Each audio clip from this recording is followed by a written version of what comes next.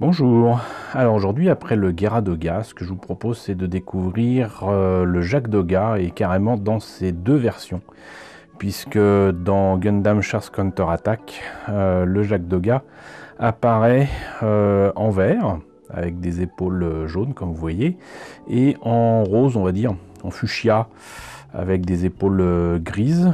Il y a quelques différences, essentiellement au niveau de la tête et des armes, mais sinon c'est sensiblement le même mobile suit. Comme vous l'avez deviné, ils n'apparaissent que dans le film Char's Counter-Attack, donc qui datent tous les deux de 1988. Et je vais me faire un plaisir de vous présenter ces deux kits qui ont à la fois des similitudes et des différences. Alors déjà, première chose, dans les similitudes, les deux illustrations que vous voyez ici, qui sont superbes, sont de Kenichi Ishibashi. Et là, pareil, donc c'est comme d'habitude avec les kits des années 80, très souvent, ce que le kit n'a pas.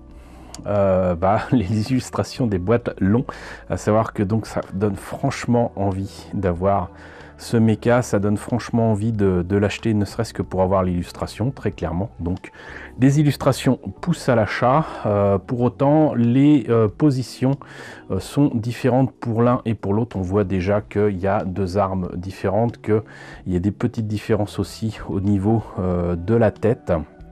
Et ça s'explique tout simplement parce que dans les deux cas, il s'agit donc de pilotes New Type, mais de pilotes qui sont différents, avec un qui est sensiblement plus, comment dirais-je, formé au combat. Puisque vous avez d'un côté donc ce Jak Doga vert, on va dire, qui est piloté par un New Type artificiel, Gyune Gus, j'espère que je le prononce correctement.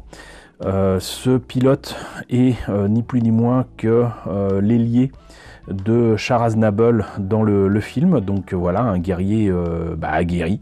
Voilà. Il fait partie des As des forces de Néo-Zéon, mais ça reste quand même un New Type artificiel qui a été développé pour utiliser donc les pouvoirs New Type, mais qui n'en est pas un à la naissance. Par contre, le Jak Doga Fuchsia, voilà, qui pourrait faire rappeler au niveau des couleurs les couleurs de Char Aznable, mais ce n'est pas le cas, est piloté par Quest Paraya qui est donc une jeune fille particulièrement insouciante, mais qui va tout lâcher, absolument tout, pour rejoindre les forces de Néo-Zéon et surtout pour se rapprocher de Char Aznable, voilà, pour lequel elle a visiblement des sentiments. Et sa particularité à Quest Paraya, c'est qu'elle est New Type mais naturellement, voilà. Et donc Char Aznable va utiliser ses capacités pour lancer sa mission et faire partie de ses forces armées. Elle débute donc avec ce mobile suit qu'elle va piloter avec succès. Pour autant, elle va perdre ce mobile suit et ensuite piloter vers la fin du film l'Alpha Aziru, qui est quand même un autre type de mecha, hein. Voilà, l'Alpha Aziru, je vous l'ai présenté il y a quelques temps déjà, donc vous trouverez le lien dans l'image ici. Mais donc Quest Paraya, voilà, un personnage troublé qui sera manipulé par Char Aznable. Voilà, donc vous savez tout sur les pilotes. Qu'est-ce qu'il en est pour la boîte et notamment le prix? Donc là on a 800 yens et j'imagine que ça sera pareil ici, oui, tout à fait. On en profite pour présenter que, donc ici, vous voyez le modèle monté et peint, et là, le modèle monté mais pas peint, tel quel. Voilà.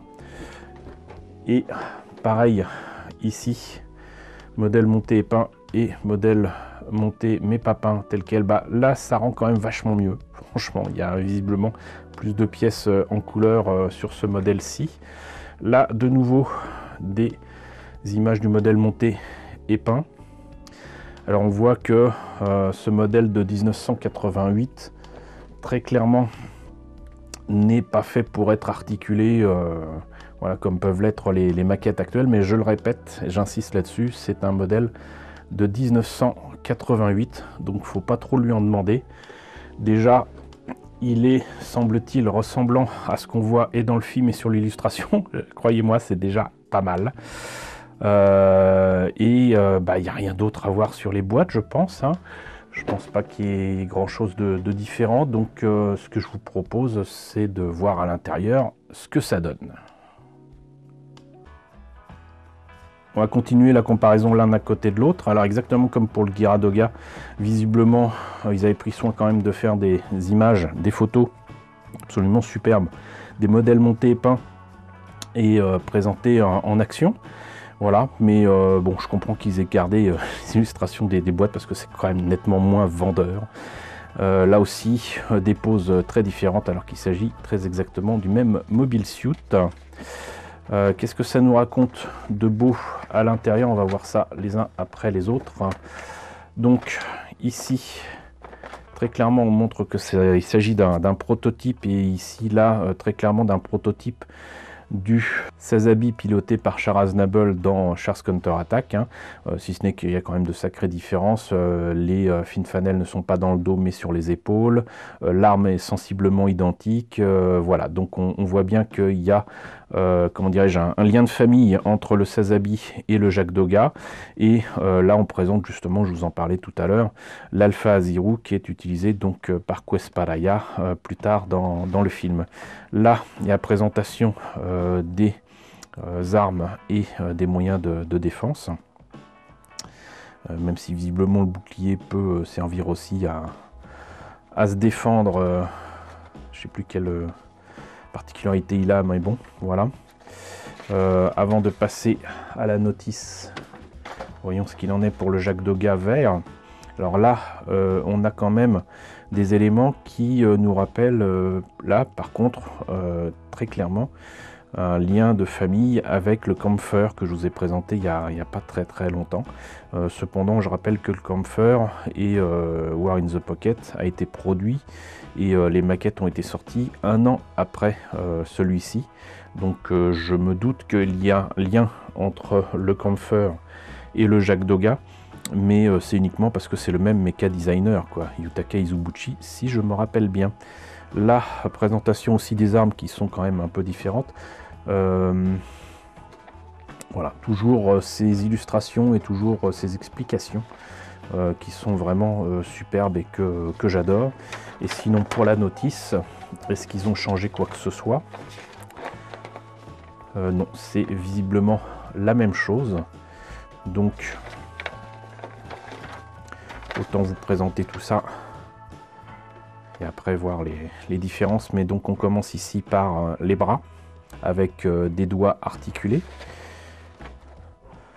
Ici les jambes, le torse et le bassin sont liés et sont pas articulés du tout, à part au niveau du bassin, et encore très peu. C'est certainement le coin qui est le plus fragile dans ce genre de maquette de cette époque là.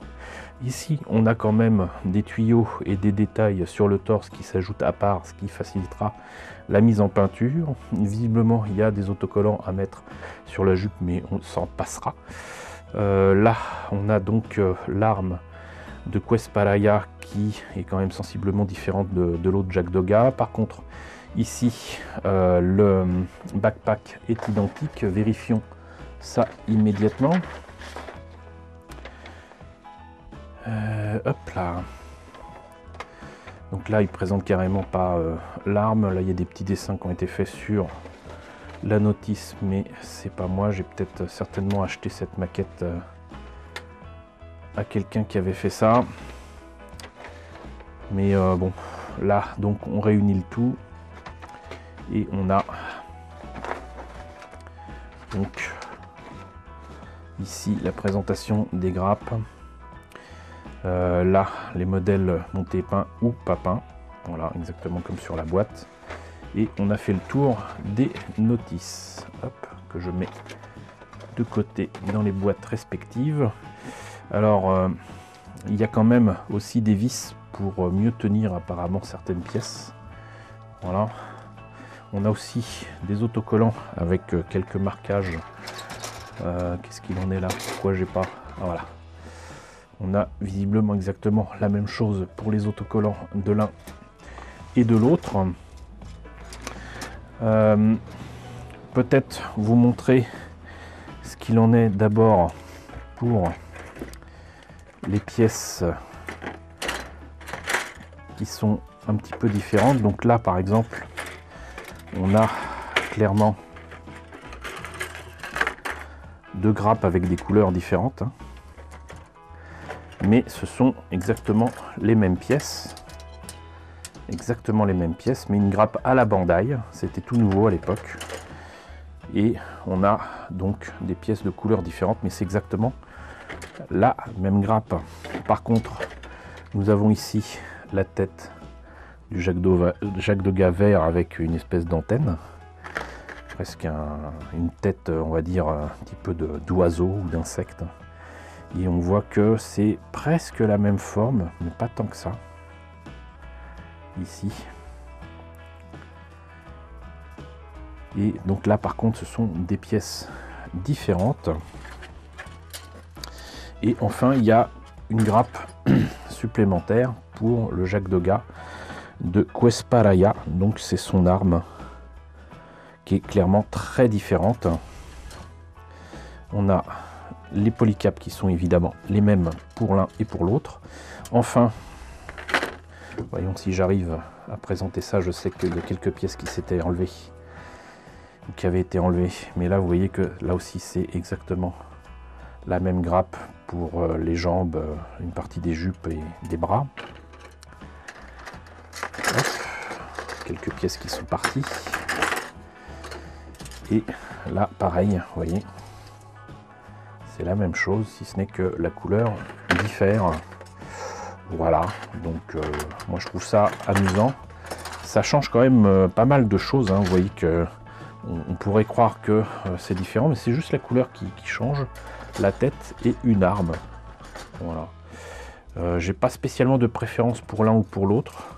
Ce que je sais, c'est que le fer rose bonbon pour le modèle de Quesparaia, ça me tente pas trop. Alors pas du tout. Je le ferai plutôt justement, on verra quelle qualité de rouge. Je lui mettrai peut-être un rouge primaire qui est proche justement du fuchsia. Mais reste que je suis très content de vous avoir sorti ces vieux Gunpla. Donc des maquettes de Gundam qui ont quand même maintenant, si je sais encore compter, 34 ans. C'est pas rien, hein, voilà.